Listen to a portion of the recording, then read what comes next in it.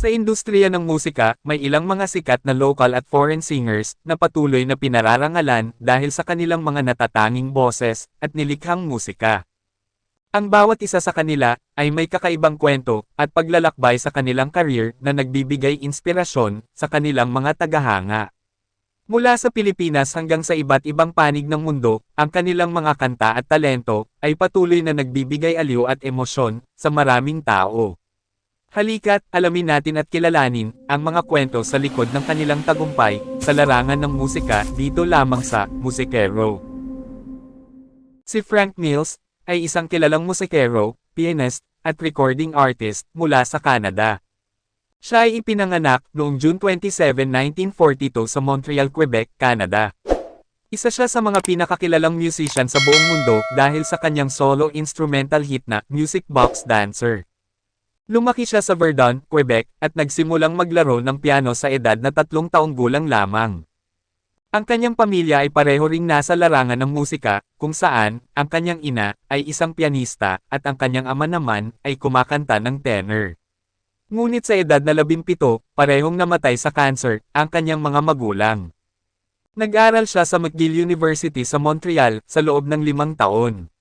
Sa unang pagkakataon, nag-aral siya ng engineering, ngunit sa huli lumipat sa departamento ng musika. Noong 1960s, naging miyembro siya ng The Bells, isang Canadian band. Subalit, iniwan niya ang banda noong 1971 bago ito sumikat internationally dahil sa kanilang kantang Stay a While. Into my room he creeps. Nagtrabaho si Mills bilang isang pianista para sa CBC Television at nag-record ng kanyang unang solo album na naglalaman ng hit single na Love Me, Love Me, Love. Noong 1974, inilabas niya ang isang album na naglalaman ng Music Box Dancer, ngunit hindi ito agad naging hit.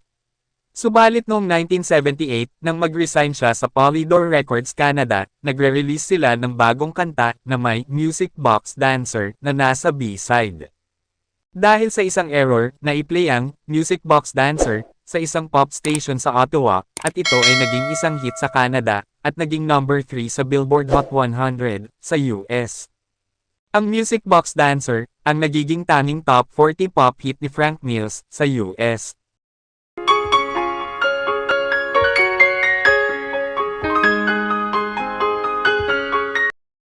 Sumunod dito, ang isa pang piano instrumental na kanta na Peter Piper at ang Happy Song. Nanalo si Mills ng 2 Juno Awards noong 1980 para sa Peter Piper, isa bilang Composer of the Year, at isa naman ay bilang Instrumental Artist of the Year. Patuloy siyang naglabas ng mga album hanggang noong mga early 1990s.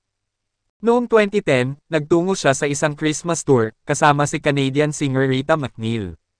Nagtungo ulit sila ni McNeil noong November to December 2012. Kasama rin siya sa ilang film at television appearances, kabilang ang The Simpsons at Kill Bill movies. Sa kasalukuyan, bagamat may edad na, si Frank Mills ay patuloy pa ring tumutugtog at abala paminsan-minsan sa iba't ibang guestings and TV appearances. Sa bawat note at tugtog, si Frank Mills ay nag-iwan ng marka sa mundo ng musika. Ang kanyang talento ay nagbigay inspirasyon sa marami, at ang kanyang mga awitin ay patuloy na nagdadala ng kagalakan at pag-asa sa mga nakikinig.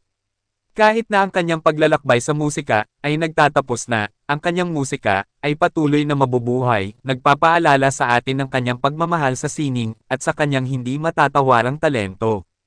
Ang kanyang legacy ay magpapatuloy sa bawat puso na hinawakan ng kanyang musika.